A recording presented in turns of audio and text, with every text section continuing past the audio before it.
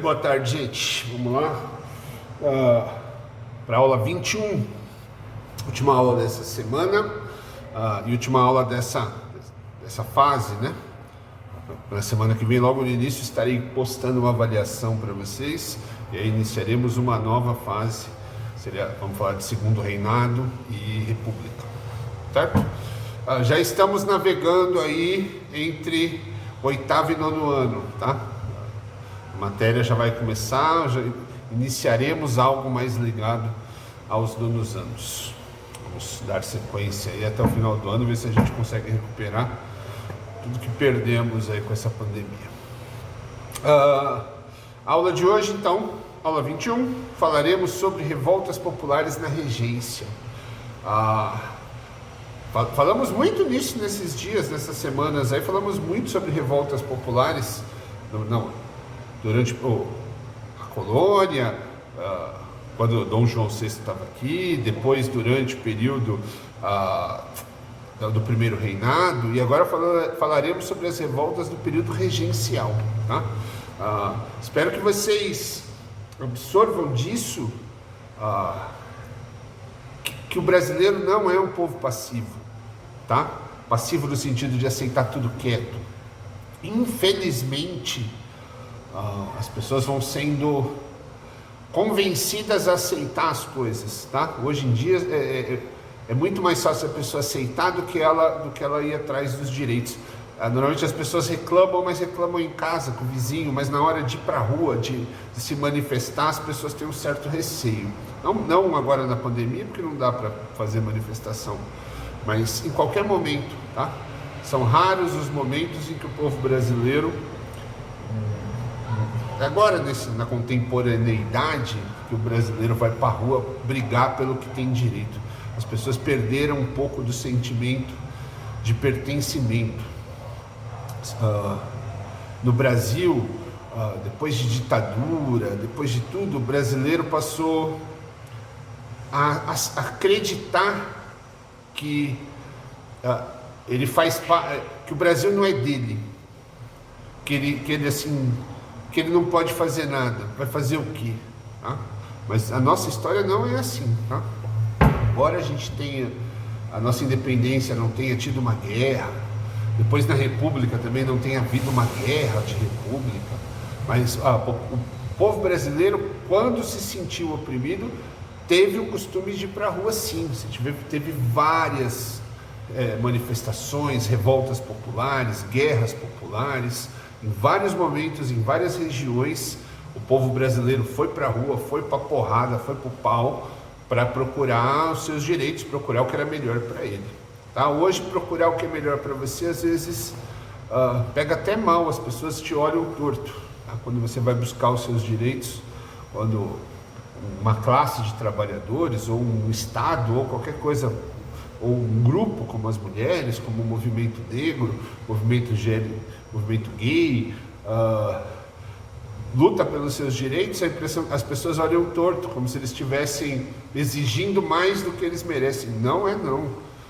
Todo mundo tem o direito de exigir o que lhe cabe, seja como trabalhador, como cidadão, ou como grupo, como categoria, não importa, tá certo?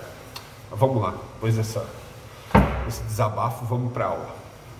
Na aula de hoje, aula 21, falaremos sobre as revoltas populares no período regencial. E esse é o período onde as revoltas vão ser maiores e num tempo mais curto, tá? Num período aí curtíssimo, de 10 anos que durou a regência, porque Dom Pedro I abdica em 1831, e ele vai assumir como imperador entre 41 e 42, então quer dizer, a regência durou aí 10 anos, pouquinho menos, pouquinho mais, e nesse período explodiram revoluções gigantes no Brasil, tá? Revoltas populares das maiores, causadas pelo quê? Tem um texto aí, leiam o texto, onde vai ter as explicações com mais detalhes de cada uma dessas. Eu elenquei 5 dessas revoltas: cabanagem, farroupilha, balaiada, sabinada e revolta dos malês. leiam para vocês conhecerem um pouquinho cada especificidade de cada uma. Não é nem porque vai cair em prova, nada disso, mas para vocês terem o conhecimento disso, como as coisas aconteceram, por que aconteceram, aonde aconteceram. E aí, para ficar cada vez mais claro para vocês que essa ideia de brasileiro pacífico, brasileiro passivo, que aceita tudo, que apanha na cara e dá o outro lado, não é real, tá?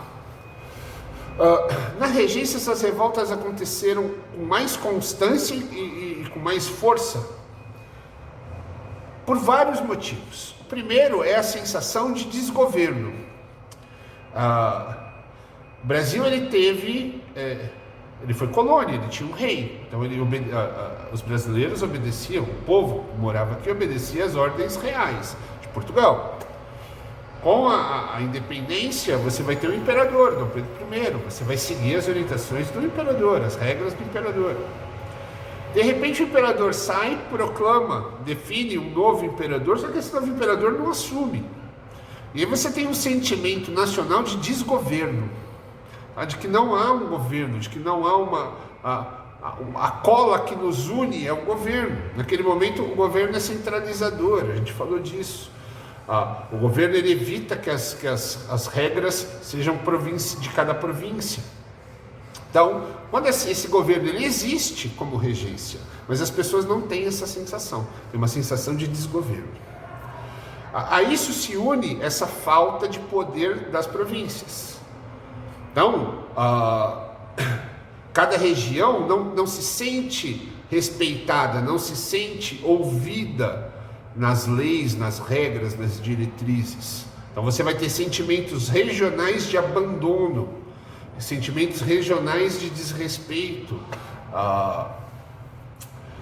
Você soma a isso uma centralização de investimentos, que já falamos disso outras vezes, vou repetir, a centralização de investimentos na região mais lucrativa. Naquele momento a região mais lucrativa é o que? O Sudeste. Minas Gerais, ainda com ouro, mas com a crescente produção de café, de leite, de laticínios. São Paulo, com a produção de café bombando, começando a trazer muito dinheiro para o Brasil, em impostos, em exportações. Então você vai ter o governo federal centralizador, que a capital é o Rio de Janeiro, ele vai centralizar o poder e ele vai preferir quase que abandonar o resto do Brasil em detrimento de investimentos no Sudeste. Então, o grosso dos investimentos em estrutura e tudo vão ser feitos aonde? Em São Paulo, no Rio de Janeiro, em Minas Gerais. E você meio que abandona o restante do Brasil. Uma lógica que continua até hoje. Tá?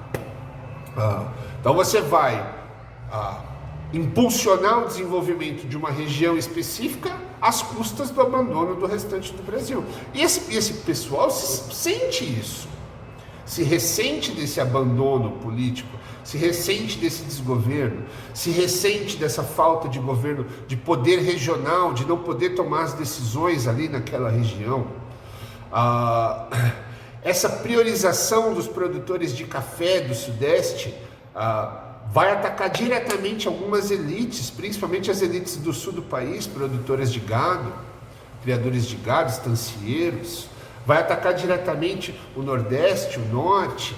Então você vai ter revoltas de cunho popular, da insatisfação popular, que é geral e constante.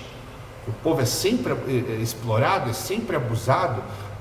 Os escravos, obviamente, são maltratados. A população mestiça, a população indígena, eles já vivem na insatisfação.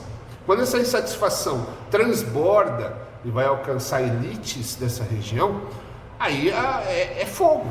É fogo no mato seco. Isso espalha rapidamente.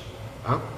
Então, a regência, mesmo com o padre Feijó, que teve ideias mais modernizadoras, ainda que moderadas, mas mais liberais, não foram suficientes para organizar, para controlar o caos.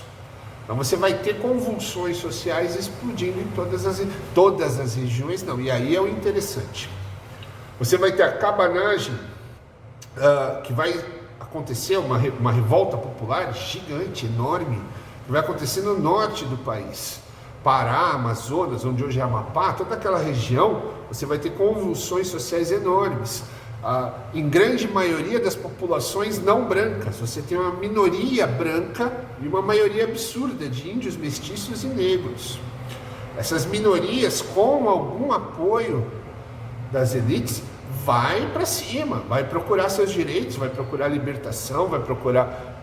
Você vai ter no Nordeste a Sabinada, você vai ter a revolta dos Malês, você vai ter ali na região Cabanagem. Então todas essas revoltas no Nordeste, pegando ali desde o Maranhão, Bahia.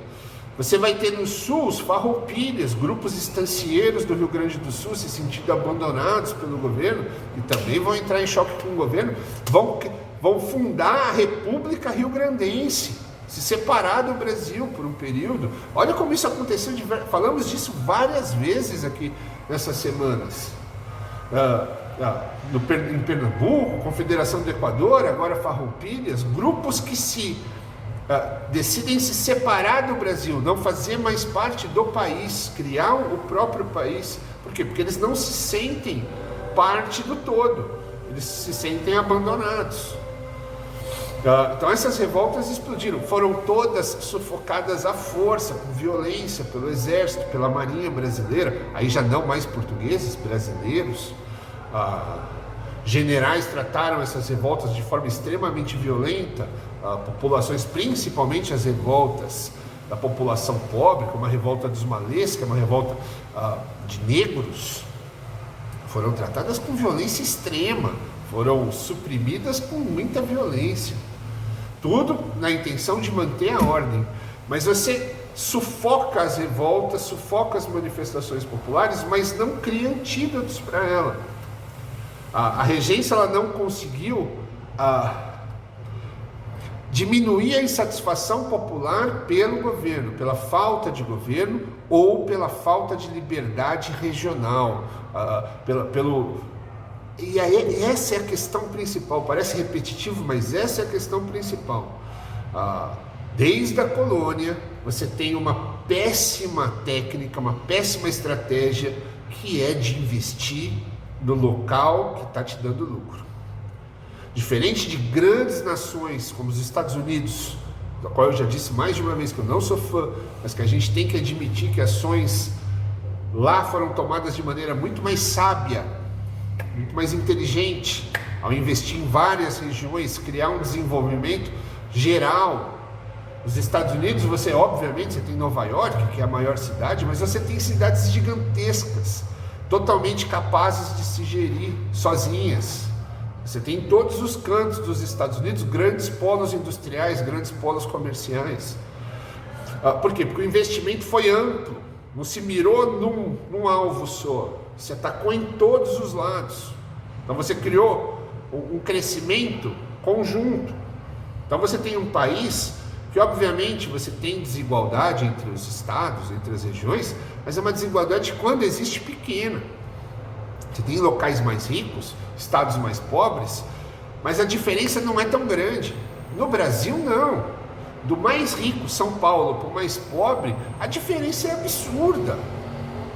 É absurdo. Os investimentos do passado que causaram isso.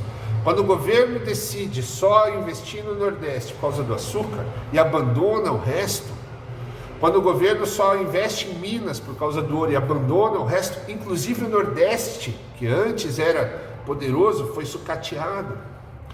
Quando o governo foca todos os investimentos no Sudeste e larga todo o resto do Brasil, é óbvio que isso vai causar insatisfação em quem mora nas outras regiões. E aí você não tem o governo lutando por você. Também não permite que você tenha um governo regional para te representar. Porque as regras ali na região, um governador, uma província forte, não permite. Você tem que seguir as regras gerais. E aí, de repente, você se sente sem governo. Você não tem imperador, não tem nada. Tem um regente que você mal sabe quem é. Não tem televisão, não tem nada nessa época. Então, é o que eu falei, é fogo no mato seco. acendeu o fósforo, jogou, pegou fogo, espalha rapidamente. Então esse período regencial foi um período de enormes convulsões sociais. O Brasil quase que se esfacelou. Por pouco, o Brasil não virou uma dezena de pequenos países. É um risco real que o Brasil correu naquele momento. Do nosso país não existir mais e, ao invés disso, você ter várias repúblicas pequenas. Era um risco, tá? Que foi... esse risco desapareceu graças à violência do exército brasileiro, do governo brasileiro. Não sei se graças, dá para dizer graças, né? Então, isso é o que eu quero que vocês entendam. A coisa foi tão profunda, tão marcante, a coisa era tão eminente, uma explosão social, uma convulsão de grande tamanho, que o que o governo faz? E aí é o tema da nossa próxima aula, não que é a avaliação, mas nas seguintes. Você antecipa a posse de Dom Pedro II. Quando você vê que não tem como reagir a essas revoluções, que elas vão continuar acontecendo, e que por mais violento que você seja, elas vão uma atrás da outra, o que os políticos brasileiros fazem? Procuram um único elemento que pode agregar todo mundo de novo. Qual que é esse elemento? O imperador brasileiro. Só que esse imperador brasileiro tem 15 anos, e pela lei ele só pode assumir com 18. O que se faz? Você não tem como aumentar a idade do garoto. Você muda a lei.